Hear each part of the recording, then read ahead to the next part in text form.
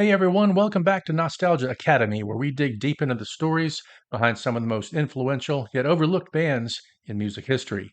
Today we're turning our attention to a band that may not have reached the commercial heights of some of the peers around them, but whose impact on the alternative rock scene in the 1980s was profound and lasting. Today we're talking about Guadalcanal Diary, a band whose unique blend of southern rock, jangly guitars, and thought-provoking lyrics has earned them a dedicated following and a place in the hearts of music aficionados. So let's dive right into the story of Guadalcanal Diary. Guadalcanal Diary was formed in 1981 in Marietta, Georgia, a suburb of Atlanta. The early 80s were a fertile time for music in the South with the emergence of what would later be called college rock, or jangle pop especially. The band's lineup included Murray Attaway on lead vocals and guitar, Jeff Walls on guitar, Rhett Crow on bass, and John Poe on drums.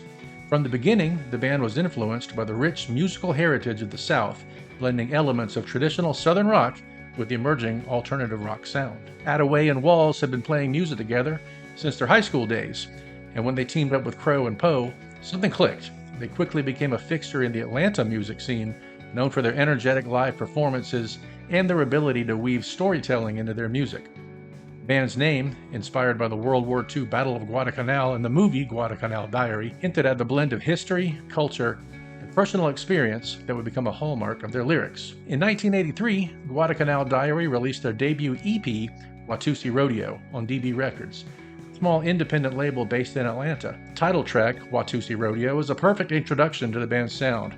Jangly guitars, a driving rhythm, and lyrics that blend humor with a darker edge. The song tells the story of a cowboy in Africa, of all places, blending absurdist imagery with a catchy, upbeat tune. This EP quickly gained the band a cult following in the Southeast and caught the attention of music critics who praised their unique approach. And although it was just a 4-track EP, Watusi Rodeo laid the foundation for what was to come. The band's sound was often compared to fellow Georgians' REM, but Guadalcanal Diary brought a more overt Southern flavor to their music, mixing in elements of rockabilly and folk.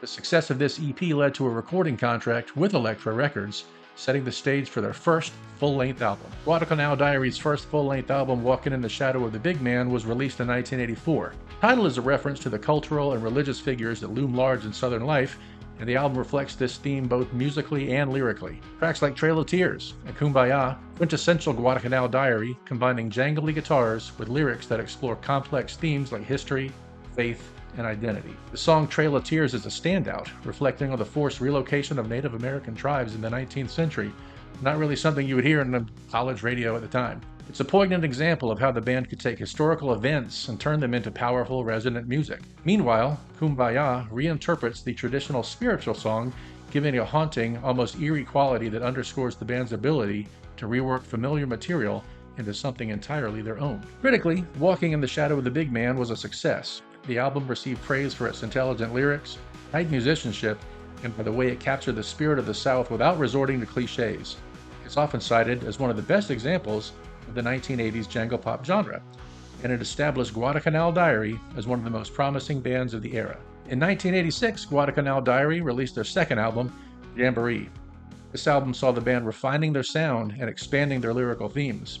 While still rooted in jangle pop tradition, Jamboree incorporated a broader range of influences, from folk, funk, to more experimental sounds. The result was an album that felt both more mature and more adventurous. Cattle Prod is one of the standout tracks on Jamboree, with its driving rhythm and biting lyrics that offer a satirical take on conformity and consumer culture. Meanwhile, Pray for Rain shows the band's softer side, with a melancholy melody and lyrics that evoke the drought-ridden landscapes of the South. The song I See Mo is another highlight, blending surreal humor with a catchy, upbeat melody. One of the things that made Jamboree so compelling was its thematic diversity. The album covers everything from Southern Gothic imagery to surrealist humor, all tied together by the band's distinctive sound. It's a testament to Guadalcanal Diary's ability to push the boundaries of their genre while staying true to their roots. While Jamboree didn't achieve the same level of commercial success as some of their peers, it was critically well received and is considered by many to be a high point in the band's career. It solidified their reputation as one of the most unique and innovative bands of the 1980s college rock scene. By 1987, Guadalcanal Diary had developed a strong following, and their next album, 2x4, was highly anticipated. With this record, the band took their sound to new heights, combining the jangle pop of their earlier work with a more polished, rock-oriented production. The result was an album that was both accessible and artistically ambitious. Litany, Life Goes On, is perhaps the most well-known track from 2x4. It's a perfect example of Guadalcanal Diary's ability to create music that's both catchy and introspective. The song's lyrics, which deal with themes of resilience and perseverance, resonated deeply with listeners. Another standout is Say Please, a song that blends sharp social commentary with infectious guitar riffs. The track Let the Big Wheel Roll also deserves a mention for its dynamic arrangement and compelling narrative. Just circling back, Litany, Life Goes On is probably my favorite song by Guadalcanal Diary. They weren't among my top 10 bands of the time, but doing research for this video, I got to listen back to some of their stuff. They were really better than I remembered, so take a listen when you can. 2x4 was another critical success for Guadalcanal Diary, with many praising the band's growth and maturity. However, despite the album's strong reviews and the band's growing fan base, commercial success just continued to elude them. Nevertheless, 2x4 remains a fan favorite and is often cited as one of the band's most accomplished works. It's probably my favorite Guadalcanal Diary album, to be honest. In 1989, Guadalcanal Diary released what would be their final studio album. It's called Flip Flop. This record saw the band experimenting with a slightly more radio-friendly sound while still maintaining their distinctive southern rock influences. Tracks like Always Saturday, which is great, and Whiskey Talk are quintessential Guadalcanal Diary, smart, catchy, and full of heart. While Flip Flop contains some of the most memorable songs, it also marked a period of transition. The music industry was changing, and despite their critical acclaim, the band just were not breaking into the mainstream the way that some of their peers were. By the time Flip Flop was released, the music landscape was shifting, with the rise of alternative rock bands like Nirvana and the grunge movement beginning to take center stage. But despite the changing musical tides, Flip Flop was a fitting final chapter for Guadalcanal Diary. Songs like Always Saturday captured the band's knack for blending lighthearted melodies with introspective lyrics, while Whiskey Talk showcased their continued ability to craft narratives that resonated deeply with their audience. However, as the 90s began, the band began to part ways, disbanding after a series of final shows. Guadalcanal Diary may not have achieved the same level of commercial success as some of their contemporaries, but their influence on the alternative rock scene is undeniable.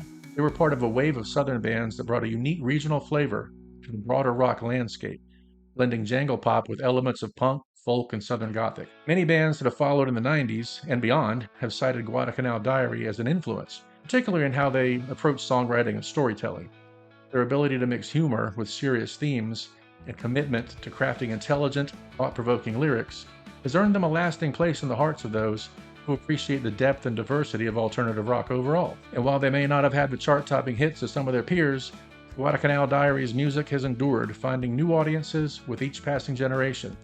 Whether it's through reissues of their albums, the occasional reunion show, or the continued influence they have on new bands, Guadalcanal Diary's legacy remains strong to this day. So why does Guadalcanal Diary still matter today? Well, for one, their music is pretty timeless. Themes they explored, identity, history, faith, and the complexities of the human experience. They're as relevant now as they were in the 1980s. Moreover, their approach to music, blending various genres and crafting lyrics with care and intention, is something that continues to resonate in an era where music is often disposable. Another reason they remain important is their influence on the alternative rock genre as a whole. They were part of the foundation that helped build what we now know as alternative music, and their songs continue to inspire new generations of musicians who are drawn to the same blend of wit, heart, and intelligence that defined the band. At the end of the day, Guadalcanal Diary's music is a testament to the power of staying true to one's artistic vision. They may not have topped the charts, but what they created was music that has stood the test of time. And that wraps up our dive into Guadalcanal Diary, a band that, despite their relatively short time in the spotlight, has left an indelible mark on the world of alternative rock. If you're a fan of bands like REM, The Replacements, or The Smiths, and you haven't yet explored Guadalcanal Diary's discography, well, then you're in for a real treat. Their music is filled with the kind of depth and nuance that rewards repeated listening. And that wraps up our dive into Guadalcanal Diary, a band that, despite their relatively short time in the spotlight, left an indelible mark on the world of alternative rock. Their music is filled with the kind of depth and nuance that really it rewards repeated listening. They're really good. So thanks for tuning in. If you enjoyed this video, please hit the like button, subscribe, and don't forget to ring the bell for notifications on our latest content. Also drop a comment below. What's your favorite Guadalcanal Diary song? Are you able to pronounce Guadalcanal Diary over and over and over without messing up, like I do? We'd love to hear your thoughts. So until next time, take it easy.